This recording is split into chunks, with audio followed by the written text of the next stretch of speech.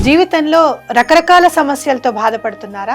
ముఖ్యంగా ఆర్థిక సమస్యలతో సతమతమవుతున్నారా? ఎన్నో పరిహారాలు చేసి అలసిపోయారా? మంచి మార్గం దొరకాలని కోరుకుంటున్నారా? అయితే రండి, విశ్వాన్ని ఎలా అడగాలో తెలుసుకుందాం. లా ఆఫ్ అట్రాక్షన్ క్లాసెస్ మీకోసం మన ఛానల్లో. వివరాల కొరకు సంప్రదించండి. నమస్తే, వెల్కమ్ టు అవర్ ఛానల్. నేను పద్మిని. ప్రస్తుతం పాటు ప్రముఖ ఆధ్యాత్మికవేత్త, astrologer, tarot card reader and Vedic nutritionist Shrimati Vanaja Ramisetti గారు మనతో పాటు ఉన్నారు. మాట్లాడదాం. వనజ గారు నమస్కారం అండి. వనజ గారు, భాద్రపద మాసం వచ్చేస్తోంది. భాద్రపద మాసం అంటే సెప్టెంబర్ మాసం. మరి ఈ సెప్టెంబర్ మీరు లాస్ట్ మంత్ నుంచే స్టార్ట్ చేసి ఉన్నాము tarot card reading. Every month tarot card అంటే ఎంత బ్యూటిఫుల్ యాక్యురేట్ రిజల్ట్స్ ఇస్తాయి అంటే అది దాన్ని ఫాలో చేసే వాళ్ళకైతే చాలా మెస్పరైజింగ్ గా అనిపిస్తుంది. నాకైతే చాలా బ్యూటిఫుల్ గా అనిపిస్తుంది టారో కార్డ్ రీడింగ్ అనేది. మామూలుగా అన్ని ఇప్పుడు ఆస్ట్రాలజికల్ ప్రెడిక్షన్స్ కానివ్వండి అవన్నీ ఉన్నా ఓకే, నాకెందుకునో నేను చాలా సార్లు టారో ప్రిడిక్షన్స్ పర్ఫెక్ట్ అనిపించినాయి మోస్ట్ ఆఫ్ ద టైమ్స్. కాబట్టి ఈ లైన్ చూస్ చేసుకొని సో చాలా మందికి నేను టారో రీడర్ గానే తెలుసు ఎక్కువ మందికి. అస్ట్రాలజీ చూస్తున్నప్పటికీ టారో కార్డ్ రీడర్ గా ఎక్కువ సుపరిచితం. ఇవన్నీ అంటే ఇప్పుడు ఏమైపోయిందంటే టారో, ఆస్ట్రాలజీ, న్యూమరాలజీ ఇవన్నీ మూడు కలిపితే ఒక సొల్యూషన్ వస్తుంది బేసిక్ గా. ఓన్లీ థింగ్ ఇస్ కనెక్టెడ్ గా ఉండాలి, కనెక్ట్ అవ్వాలి దానికి. డెఫినెట్ గా ఆన్సర్ ఏదో వచ్చేస్తాం చూసేస్తాం అంటే అవ్వట్లేదు అక్కడ. మామూలుగా రెగ్యులర్ గా దానికి చేయాల్సిన ప్రాసెస్ అంటే మనం మెడిటేషన్ కానివ్వండి, క్లీన్ గా ఉంచుకోవడం, మైండ్, బాడీ ప్రెజెంట్, ఇవన్నీ ఆ ప్రెజెన్స్ అవసరం చాలా. అంటే మీరు చెప్తారు కాబట్టి చెప్తాం. అసలు దాన్ని ఫాలో చేసే వాళ్ళైతే దాని ఇన్స్ట్రక్షన్స్ తీసుకోవచ్చు. రైట్ అండి. సో భాద్రపద మాసం ఎలా ఉండబోతుంది? ద్వాదశ రాశులకి మీరు ఒక అస్ట్రాలజర్ కూడా కాబట్టి సో దాన్ని కూడా రిలేట్ చేస్తూ డెఫినెట్ గా మనం మాట్లాడుకుంటే మీరు అన్నట్టుగా ఇంకా యాక్యురసీ ఇంకొంచెం పెరుగుతుంది కాబట్టి సో ఎట్లా ఉంటుందని అనుకోవచ్చు భాద్రపద మాసం, సెప్టెంబర్ మాసం. అసలు సెప్టెంబర్ మాసం ఎవరి చేత రూల్ చేయబడుతూ ఉంటుంది జనరల్ గా according to your analysis? Okay, so ఇది కూడా మనం యాక్చువల్ గా టారో తీసే చూద్దాము. సెప్టెంబర్ మాసం అసలు ఏ గ్రహం చేత రూల్ అవుతోంది అనేది ఒకసారి చూద్దాం. కాన్సన్ట్రేషన్ అప్పుడు ఆ గ్రహం మీద పెడితే బాగుంటుంది అనుకోవచ్చా? సో మనకి ఇది ఎక్కువ మనకి ప్రిడిక్షన్ ఎట్లా ఉంటది అంటే ఒక ఇండికేషన్ ఇస్తుంది అనమాట. మనము okay Buddha mercury okay okay. So ఈసారి ఆ ఎనర్జీస్ ఎక్కువగా ఉంటాయి అన్నమాట. బుధ గ్రహం ఎనర్జీస్ ఎక్కువగా ఉంటాయి కాబట్టి మనం దాన్ని బేస్ చేసుకుని మనం టారో రీడింగ్ చేయవచ్చు. తప్పకుండా. బుధుడు అంటేనే బుద్ధికి కారకుడు, మా వాక్కుకి కారకుడు. డెఫినెట్ గా మన బుద్ధి బాగుంటే అన్ని బాగుంటాయి. నిజంగానే బుద్ధి బాగుంటే అన్ని బాగుంటాయి పర్ఫెక్ట్ గా. ఎందుకంటే మన థాట్ ప్రాసెస్ బాగుంటది కాబట్టి మనం ఏం చేయాలన్నా ఎటువంటి అంటే క్లారిటీగా చేస్తూ వెళ్ళిపోవచ్చు. వనజ గారు, ఒక ఆస్ట్రాలజర్ గా చెప్పండి, నవగ్రహాలలో కొన్ని గ్రహాల గురించి డెఫినెట్ గా భయపడిపోతూ ఉంటారు. శని త్రయోదశి రోజు శని భగవానుడు అంటే లిటరల్లీ వణికిపోతూ ఉంటారు. ఇక కుజుడి మీద కూడా బోల్డ్ అన్ని అపవాదులు ఉన్నాయి. ఏ గ్రహం ఆ గ్రహానికి సంబంధించిన పోర్ట్ఫోలియోస్ ఏవే ఉన్నా అవి చేసేసుకుంటూ పోతాయి కదా. బుధుడు మాత్రం అస్సలు కనపడ్డండి. మీరు ఎలా చూస్తారు బుధుడిని? అంటే ఇప్పుడు మనం చేసే ఏ గ్రహం అయినా కానీ మనం చేసే పనుల వల్ల, మన ఆలోచనల వల్ల మనకి ఇచ్చే వాట్ ఎవర్ రిజల్ట్స్ ఏవైతే ఉంటాయో అది అలా ఇస్తూ ఉంటాడు ఆయన. అయితే చాలా మంది ఏమంటారంటే మనం ఆస్ట్రాలజికల్ గా ఒక ప్రెడిక్షన్ తీసుకొని వచ్చేస్తాం. నా జాతకంలో బుధుడు బాగాలేదు, నా జాతకంలో కుజుడు బాగోలేడు కాబట్టి నేను ఇలాగే ఉంటానని ఒక మైండ్ సెట్ లో ఉండిపోతూ ఉంటాం. దానికి తగ్గట్టు ఏమేం చెయ్యాలో అవి మనం చేయకుండా ఉంటాం అన్నమాట. ఇప్పుడు ఇవన్నీ నేచర్ కి సంబంధించి ఏ ప్లానెట్ కి చూసుకున్నా నన్ను అడిగితే మనము నేచర్ కి చేసేది భూతదయ ఏదైనా అనొచ్చు. మనం పూజలతో పాటు చేసే మంచి పనులు, మంచి వాక్కు, మంచి ఆలోచనలు, వీటి వల్ల వాటి ఎఫెక్ట్స్ ఏవైతే ఉన్నాయో చాలా మినిమైజ్ అయిపోతూ ఉంటాయి అన్నమాట. మనం భయపడాల్సిన గ్రహాలు అంటూ ఏమీ లేవు నిజంగా. ఇప్పుడు ఫర్ ఎగ్జాంపుల్ చిన్నగా మనం మాట్లాడుకుందాం. చాలా మంది ఏమంటారు, చిరిగిపోయిన బట్టలు వేసుకోవద్దు అంటాం. చిరిగిపోయిన బట్టలు వేసుకున్నప్పుడు ఏమవుతుంది అంటే డెఫినెట్ గా అయ్యో పాపం అంటారు అందరు చూసి. ఇప్పుడు ఫ్యాషన్ అయిపోయింది, వారే వా అంటున్నారు వనజ గారు. ఇప్పుడు చిరిగిపోయిన బట్టలు వేసుకుంటే అయ్యో పాపం. ఆ అయ్యో పాపం దగ్గర ఏమవుతుంది అంటే మనకి ఏం డెఫినెట్ గా అక్కడ రాహు ఇంపాక్ట్ ఎక్కువగా ఉంటది అనమాట.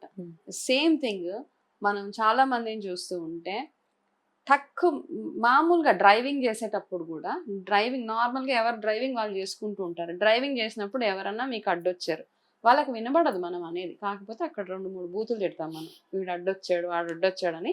అంటే అలా అనుకోము, జస్ట్ ఒక అబ్యూజ్ వెళ్ళిపోతుంది అనమాట, తెలిసి తిడుతూ ఉంటారు. సో డ్రైవింగ్ అనే కాదు, నార్మల్ గా కూడా వాడుక భాష ఏదైతే ఉంటుందో, జనరల్ గా చిన్న విషయానికి పెద్ద విషయానికి మనం అనే ఒక్కొక్క మాట ఏదైతే వాడతామో అవతల వాళ్ళని ఇట్లాగా బాధ పెట్టేలాంటి మాట చాలా పోక్ చేస్తాం. అట్లా అన్నప్పుడు ఏంటంటే జనరల్ గా అంటే ఈ మధ్య ఇప్పుడు అవన్నీ నేను మాట్లాడలేను, సడన్ గా ఒకళ్ళు మనసు హర్ట్ చేసే లాంటి మాటలు అనేస్తున్నప్పుడు అట్లా ఉన్నప్పుడు ఏమవుతుందంటే మీ గ్రహాలు ఎంత బాగా అన్నా ఉండదు, దానికి related గా మీకు మైనస్ పాయింట్స్ అయిపోతూనే ఉంటాయి.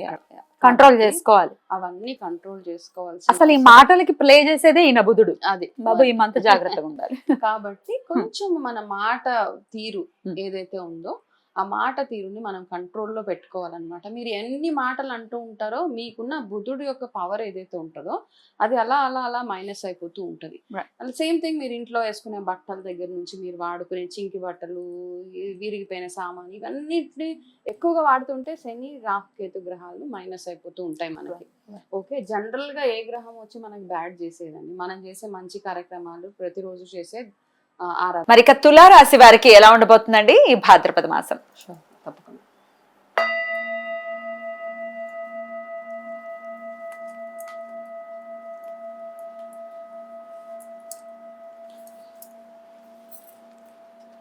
ఇది కూడా ఒక సస్పెన్స్ అన్నమాట.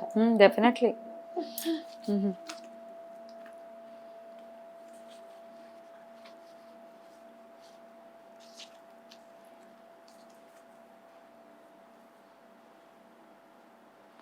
చాలా జాయ్ఫుల్ టైం మీకు తులారాశి వాళ్ళకి. అన్ని కార్డ్స్ నార్మల్ గా ఒక కార్డ్ ఒకలాగా, ఇంకొక కార్డ్ ఇంకొకలా, అన్ని కార్డ్స్ లో ఒకటే లాంటి ఇన్ఫర్మేషన్ ఉంది మీకు. అండ్ ఇందులో ఇంకా తులారాశి వాళ్ళకి ఎక్కువగా పవర్ఫుల్ గాడ్ ఎవరు తులారాశికి? లక్ష్మీదేవి, లక్ష్మి అండ్ సూర్యభగవానుడు కూడా వాళ్ళకి. కాబట్టి మీరు ఎక్కువ సూర్య ఆరాధన చేస్తూ ఉండాలి అంతే. ఈసారి ఎక్కువగా తులారాశి వాళ్ళకి ఈజ్ లైక్ అ ఫాదర్ అన్నమాట సూర్యుడు.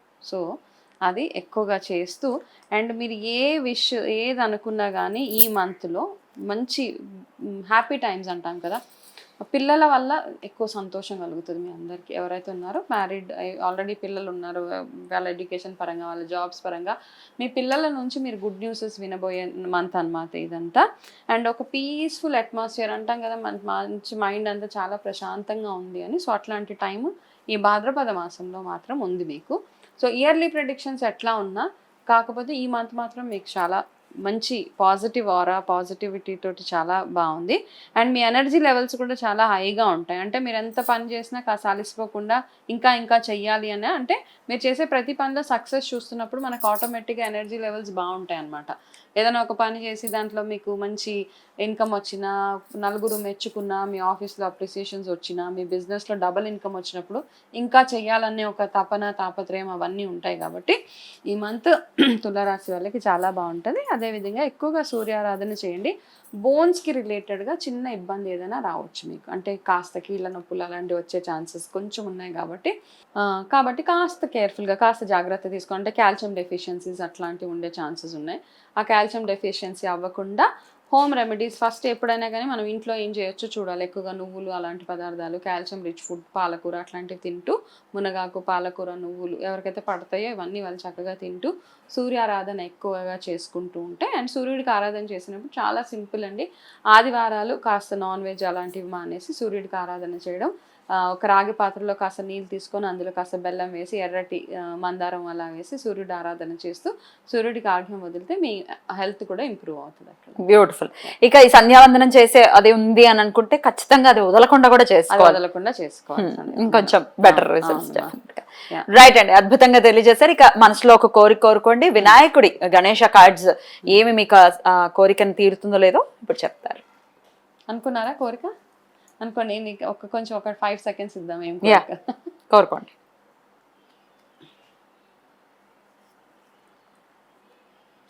మీ కోరిక కాస్త టైం పడుతుంది.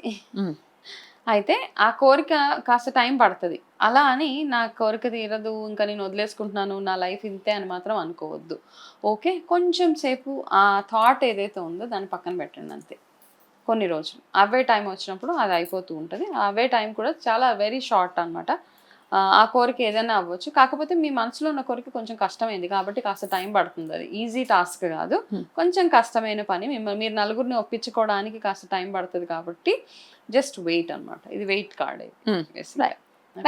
బ్యూటిఫుల్ గా అనాలిసిస్ చేశారు. ఒక జాయ్ఫుల్ మంత్ గా చెప్తున్నారు తులారాశి వారికి. ఈ మంత్ డెఫినెట్ గా చాలా వార్మ్ గా వెల్కమ్ చేయొచ్చు వీళ్ళు. రైట్ అండి, చాలా బ్యూటిఫుల్ గా ఎక్స్ప్లెయిన్ చేశారు. కృతజ్ఞతలు. ఇక నెక్స్ట్ ఎపిసోడ్ లో వృశ్చిక రాశి గురించి తెలుసుకుందాం. Thank you madam. నమస్తే. నమస్తే.